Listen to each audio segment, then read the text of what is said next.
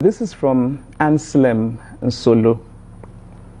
It is quite sad, painful, and heartbreaking to see all these priests adding to the pains of people that are mourning their loved ones. My uncle died last April. He was a catechist and served for over 3 decades.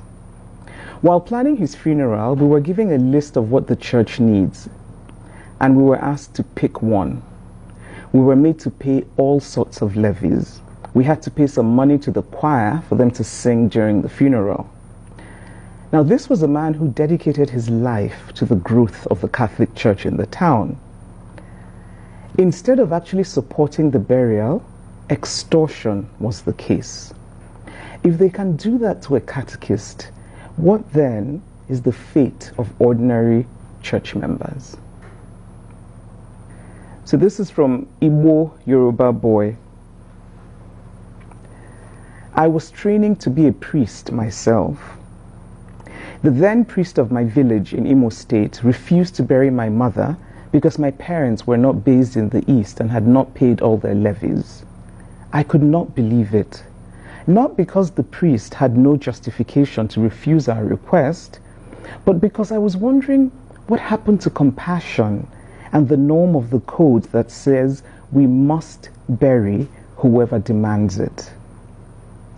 We spent 3 hours on our knees. In the end, the priest sent his catechist to conduct the service.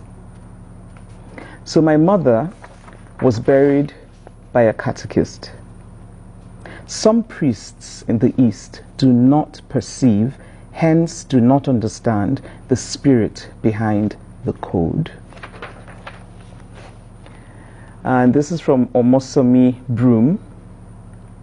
My siblings and I went through the same treatment when my father sadly passed away in my hometown of Fuga in February of 2021. The Catholic priests refused to conduct a mass for my father, who had been a staunch Catholic all of the 98 years he lived, simply because we refused to provide their unreasonable demand of a cow. This is from Stankus. The Catholic churches in eastern Nigeria have been doing this for a very long time without consequences. Many families haven't been able to do the final burial of their loved ones because their family members who died owed or missed membership levies of 15 naira only. What a shame. This is from Rick Opara.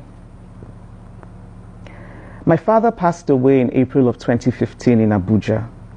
The parish in the east, All Saints Church, Oku, Ikeduru, Imo State, billed us a ridiculous amount running into 6 figures. My father was ill for about 6 years before he passed away, and the church was well aware of this, but still they billed us. We paid the fee. On the day of the burial, Mass was slated for 9 or 10 a.m. The priest who had, after collecting the 6-figure bill and still asked for an extra 10,000 naira for fuel, did not show up until 3 hours later. We were standing in the church premises with a casket in an ambulance and no priest for 3 hours. This is from Adeze Iloka. This happened in Nnewi, Anambra State. I lost my father 2 weeks ago. As an Ada and the first child, I'm fully involved in the burial process.